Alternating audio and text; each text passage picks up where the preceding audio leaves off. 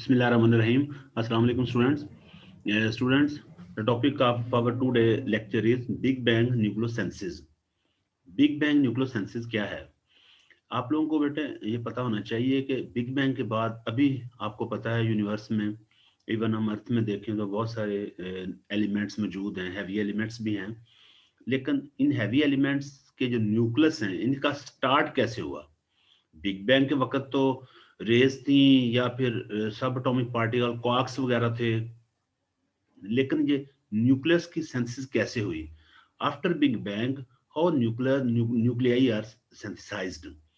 तो इसके बारे में, इनकी सिंथेसिस के बारे में ये लेक्चर है। बिग बैंग न्यूक्लियर सिंथेसिस का मतलब है कि न्यूक्लियाई कैसे बने आफ्टर बिग बैंग, क्योंकि शुरू में न्यूक्लियाई तो नहीं थे। ये थोड़ा सा मैं टाइमलाइन के बारे में बता दूंगा कि बिग बैंग के बाद क्या कौन कौन से प्रोसेस, मेन प्रोसेस हुए हैं। ये अगर आप लोग देखो तो यहाँ पर ये बिग बैंग हुआ है, इसके बाद फौरन इन्फ्लेशन हुई, यानी यूनिवर्स ने यकदम फैली है। और इसके बाद जब इन्फ्लेशन एंड हुई है, इसका ये मतलब नहीं कि एंड के बाद यूनिवर्स एक्सपैंड ही नहीं हो रही, एक्सपैंड हो रही थी, लेकिन जितनी तेजी से फौरन आफ्टर बिग बैंग एक्सपेंशन हुई है, लेस देन 1 सेकंड टाइम में जितनी ज्यादा एक्सपेंशन हुई है, उसके बाद उतनी एक्सपेंशन नहीं हुई। एक्सपेंशन थी बट स्लो थी, और हम उसको इन्फ्लेशन कहते हैं कि बिग बैंग के बाद यूनिवर्स अब्रप्टली जब फैली है। तो इसमें after inflation of the universe, proton, ये डिफरेंट सब एटॉमिक पार्टिकल जो हैं वो मौजूद थे, जिनमें टाउ थे, क्वार्क्स, म्यून, और फिर इसी तरह ग्लियन, फोटॉन्स वगैरह। मैं इस पे बहुत ज्यादा इसको डिटेल से नहीं बताऊंगा, क्योंकि हमारा टॉपिक जो है मेन फोकस तो न्यूक्लियोसिंथेसिस पर है। इसके बाद फिर प्रोटॉन्स बने, और प्रोटॉन बनना शुरू हुए, न्यूट्रॉन्स, और फिर इलेक्ट्रॉन्स।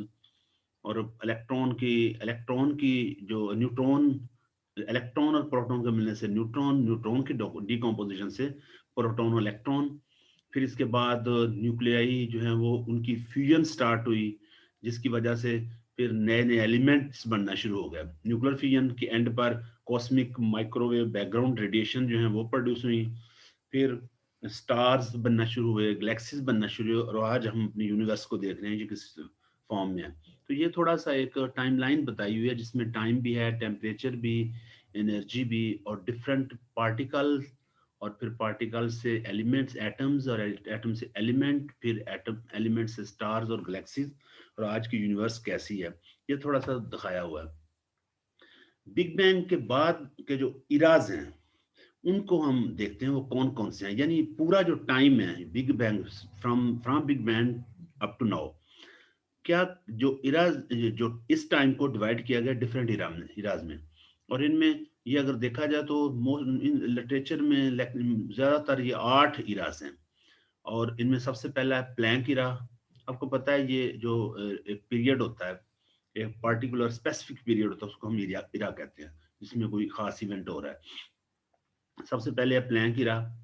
फिर इसके बाद प्लैंक इरा में जो फोर्सेस थी सारी की सारी यूनिफाइड थी, और सारी की सारी फोर्सेस, कोई कोई डिस्टिंक्ट फोर्स नहीं थी। जो बेसिक फोर्सेस ऑफ नेचर, इनमें कोई भी फोर्स डिस्टिंक्ट नहीं थी, यूनिफाइड थी। और इसके बाद अगर हम देखें तो उस वक्त वहां पर सब एटॉमिक पार्टिकल्स थे, यानी कि क्वार्क्स वगैरह, टाउ, ग्लून, लेकिन वो कंबाइंड नहीं थे। मीन फोर्स ही नहीं थी, तो फिर वो कंबाइंड कैसे होते?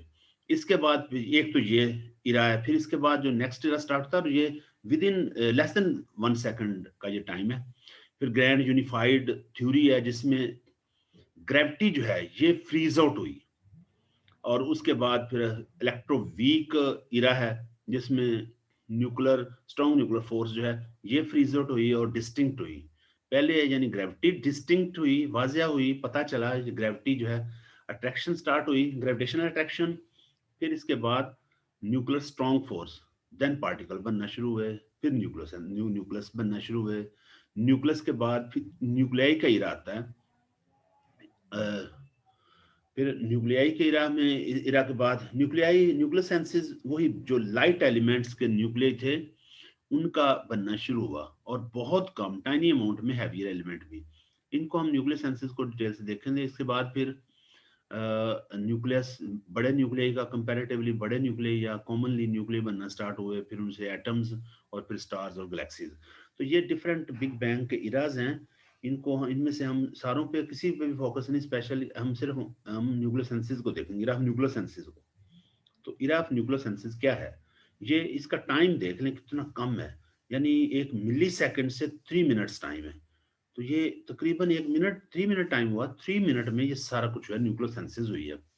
तो फ्यूजन असल में इस न्यूक्लियोसेंसिस के एरा में फ्यूजन तो स्टार्ट हो चुकी थी और क्वार्क्स जो है वो आपस में मिलना शुरू हो गए थे, और क्वार्क्स के मिलने से प्रोटॉन और न्यूट्रॉन बनना शुरू हुए। और इस जब प्रोटॉन और न्यूट्रॉन यानी सब एटॉमिक पार्टिकल बनना शुरू हुए हैं इस इरा के स्टार्ट पे, तो इन इस इरा में स्पेशली ये प्रोटॉन और न्यूट्रॉन कंबाइंड होना शुरू हुए, और जिससे पहले हाइड्रोजन और फिर दूसरे हीलियम और लिथियम बने। और इसके बाद फर्दर कूलिंग हुई तो नेक्स्ट इरा जो इरा न्यूक्लियाई स्टार्ट हुआ, जिससे फर्दर फ्यूजन हुई और न्यूक्लियाई जो है बढ़ना शुरू हुए। तो बिग बैंग न्यूक्लियोसेंसिस जो है ये, जब इस न्यूक्लियोसेंसिस में इस इरा में स्पेशली 75% हाइड्रोजन थी, हाइड्रोजन के न्यूक्लियाई थे, और 25% हीलियम के न्यूक्लियाई और कुछ दूसरे नेगेटिवली चार्ज आयन यानी इलेक्ट्रॉन्स वगैरह थे। और इनके फिर कुछ ऐसे था कि यूनिवर्स में इन्होंने सराउंड कर लिया था पूरे यूनिवर्स को, और अंदर वही फोटोन और एनर्जी वगैरह थी। और इस तरह के एंड में वही हाइड्रोजन हीलियम लिथियम की मिक्सिंग होती है और हैवियर एलिमेंट बनते गए, और फिर उसके बाद सारे स्टार्स और फिर सुपरनोवा और गैलेक्सीज वगैरह जो ना वो बने। बिग बैंग न्यूक्लियोसेंसिस के बारे में साइंटिस्ट डिफरेंट थ्योरीज रखते हैं, लेकिन ये 1948 में ये तीन साइंटिस्ट थे, एल्फर, बैदे और गैमाओ। इन्होंने बिग बैंग न्यूक्लियोसेंसिस की थ्योरी जो है वो प्रपोज की थी, जो मोस्ट ऑथेंटिक है। इन्होंने डिटेल से बताया, थ्योरी तो खैर न्यूक्लियोसेंसिस की यही है, लेकिन ये तीन साइंटिस्ट ने स्पेशली इनकी कंट्रीब्यूशन है इस बिग बैंग न्यूक्लियोसेंसिस में। और अकॉर्डिंग टू दीज साइंटिस्ट, जो lighter element nucleo big bang nucleosynthesis में लाइटर एलिमेंट जो है वो बने थे, और कोई भी एलिमेंट जो है इतना हैवियर नहीं था कि उनका एटॉमिक जो मैस है वो 7 से ज्यादा होता। मीन के लिथियम से बड़ा एलिमेंट पहले नहीं बन रहा था। और बिग बैंग न्यूक्लियोसेंसिस जो है ये वही, जैसे पहले बताया कि ये पहले चंद मिनट में न्यूक्लियोसेंसिस हो गई थी।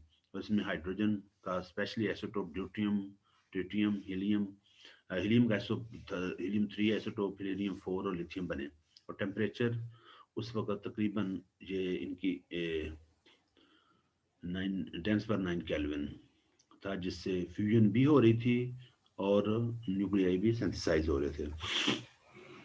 अगर हम इसी को देखें तो ये जो लाइटर बिग बैंग न्यूक्लियोसेंसिस में जो एलिमेंट्स बन रहे थे वो कैसे बने, ये मैं फिगर से पेक्टोरियल रिप्रेजेंटेशन यहाँ है, मैं उससे आपको इनकी थोड़ी एक्सप्लेनेशन बताता हूँ कि न्यूट्रॉन और प्रोटॉन मिक्स हुए, जिससे इनके मिलने से ड्यूट्रॉन बना। आपको पता है deuteron is the second isotope of hydrogen, having 1 proton and 1 neutron. तो एक प्रोटॉन और न्यूट्रॉन, प्रोटॉन न्यूट्रॉन तो थे बिग बैंग न्यूक्लियोसेंसिस स्टार्ट होने से पहले। क्वार्क की फ्यूजन से प्रोटॉन और न्यूट्रॉन तो बन गए थे, लेकिन प्रोटॉन और न्यूट्रॉन की फ्यूजन से ड्यूट्रॉन बने, और फिर यही ड्यूट्रॉन आपस में मिल सकते थे क्योंकि एनर्जी बहुत ज्यादा थी, और हीलियम 3 बना। और हीलियम 3 में और अगर हम देखें, और साथ न्यूट्रॉन की एल्यूमिनेशन भी, न्यूट्रॉन भी बन रहे थे और हीलियम 3 भी बना। और अगर हम देखें हीलियम 3 के साथ जब ड्यूट्रॉन की फ्यूजन हुई तो फिर हीलियम 4 बना और साथ प्रोटॉन एल्यूमिनेट हुए। तो ये कुछ इस तरह ये लाइटर एलिमेंट की फॉर्मेशन ड्यूरिंग बिग बैंग न्यूक्लियोसेंसिस ऐसे थी। लेकिन हैवियर एलिमेंट जो हैं वो अल्फा ट्रिपल प्रोसेस, यानी ट्रिपल अल्फा प्रोसेस से बने थे, उसको हम बाद की स्लाइड्स में देखते हैं। तो ये अगर हम रिएक्शंस को देखें तो कुछ इस तरह के रिएक्शन थे, नाइट्रोजन डिकम्पोज होकर इलेक्ट्रॉन प्रोटॉन बना रहे हैं, और प्रोटॉन और न्यूट्रॉन मिलकर ड्यूट्रॉन बना रहे हैं, और गामा रेडिएशन इमिट हो रही है। यही प्रोटॉन और ड्यूट्रॉन आपस में मिलते हैं तो हीलियम 3 का न्यूक्लियस बनता है। हीलियम 3 में प्रोटॉन अब्जॉर्ब होता है तो हीलियम 4 और साथ गामा रेडिएशन एनर्जी साथ साथ मीटर हो रही है। और फिर हीलियम 4 में अगर हीलियम ट्रिटियम हाइड्रोजन का थर्ड आइसोटोप मिलता है, कंफ्यूज होता है, तो हीलियम लिथियम बन रहा है। और ड्यूट्रॉन ड्यूट्रॉन और न्यूट्रॉन मिलते हैं तो हीलियम 3। तो ये अगर आप लोग इन केमिकल रिएक्शन देखें तो इनमें फ्यूजन हो रही है, सारे के सारे रिएक्शन में ऑलमोस्ट फ्यूजन हो रही है और कंपैरेटिवली हैवी एलिमेंट्स बन रहे हैं। अगर आप इस रिएक्शन में देखें तो हीलियम 4 और ड्यूट्रॉन मिलकर लिथियम बना रहे हैं। और लिथियम हीलियम 3 हीलियम का थर्ड आइसोटोप का न्यूक्लियस न्यूट्रॉन न्यूट्रॉन से मिलकर हीलियम 4 बना रहे हैं, हीलियम 4 का न्यूक्लियस बन रहा है। लेकिन इन तमाम रिएक्शन में अगर हम देखें तो हमें कोई भी एलिमेंट 7 से एटॉमिक मास से बड़ा 7 एटॉमिक मास से बड़ा नजर नहीं आता। इट मींस कि उस वक्त लाइटर एलिमेंट बन रहे थे, हैवी एलिमेंट जो फ्यूज नहीं हो रहे थे। इनके फ्यूज ना होने की वजह वजह ये थी कि अगर आप इस रिएक्शन को पहले देखें तो इसमें ब्रिलियम कंपैरेटिवली बड़ा एलिमेंट बना है, लेकिन नाइट्रोजन जो ही साथ मिला है तो बन गया लिथियम 8। और लिथियम 8 लिथियम का हैवी आइसोटोप है और इसका एटॉमिक मास 8 है। इट मीन उस दौरान ये बड़ा बना है, लेकिन फौरन डिकम्पोज होकर ये हीलियम में कन्वर्ट हो गया, हीलियम के 2 न्यूक्लियर में कन्वर्ट हो गया। इसका मतलब है कि हैवियर एलिमेंट, आपको पता है किसी भी हैवी एलिमेंट के अगर को डिकम्पोज करना है, कि न्यूक्लियस को डिकम्पोज करना है, तो हमें एनर्जी चाहिए होती है, और उस वक्त एनर्जी बहुत ज्यादा थी।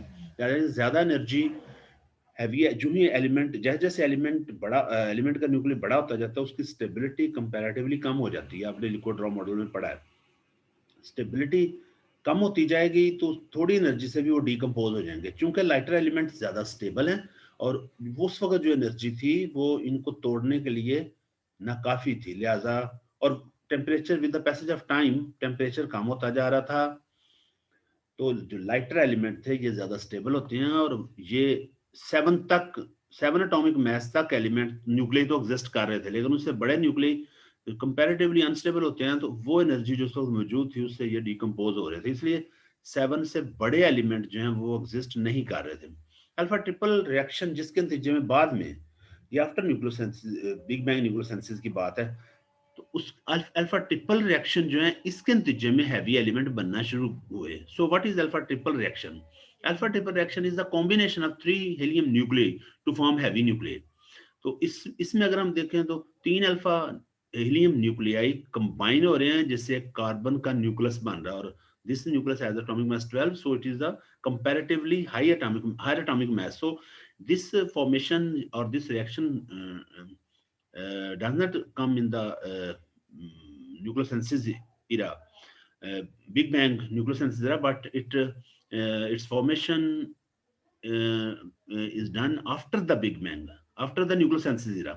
So हम कह सकते हैं कि जब बाद में न्यूक्लियस बने तो ये अल्फा ट्रिपल रिएक्शन भी इसमें इन्वॉल्व थे, और अल्फा ट्रिपल रिएक्शन में 3 अल्फा पार्टिकल्स का कंबाइन होके एक कंपैरेटिवली हायर एटॉमिक मास का हमें न्यूक्लियस देना, तो कार्बन 12 बन रहा है। So carbon 12 is higher having higher atomic mass, तो ये वाले न्यूक्लियस अल्फा ट्रिपल रिएक्शन के नतीजे में बने। लेकिन अल्फा ट्रिपल रिएक्शन में ये एक स्टेप में नहीं होता, बल्कि ये 2 स्टेप्स में होता है। तो पहले स्टेप में 2 न्यूक्लियस हीलियम न्यूक्लियस फ्यूज हुए और उसके नतीजे में बेरिलियम 8 बना, और फिर बेरिलियम 8 में एक और अल्फा न्यूक्लियस जो है वो फ्यूज हुआ है, जिसके नतीजे में कार्बन का न्यूक्लियस हमें मिला है। तो इस तरीके से अल्फा ट्रिपल रिएक्शन होता था जिसमें है कंपैरेटिवली हायर न्यूक्लियाई जो है वो बनते गए। और इसी को अगर हम फिगर में देखें तो ये देखें 2 अल्फा पार्टिकल मिले, इनकी फ्यूजन हुई, ये येलो कलर में फ्यूजन दिखाई हुई है, तो बेरिलियम 8 बना और कुछ एनर्जी भी एग्जॉस्ट हुई है। और इसी बेरिलियम 8 में एक और अल्फा पार्टिकल मर्ज हुआ है जिसके नतीजे में कार्बन बना। तो ये ऑलमोस्ट वही चीज दिखाई हुई है बेटे। ये एक छोटा सा लेक्चर था, आप लोग आई होप कि आप इसको समझ गए होंगे। इसको आप सुन लें और कोई क्वेश्चन है तो आप लोग पूछ लें। मैं इसको खत्म कर रहा हूँ। Thank you.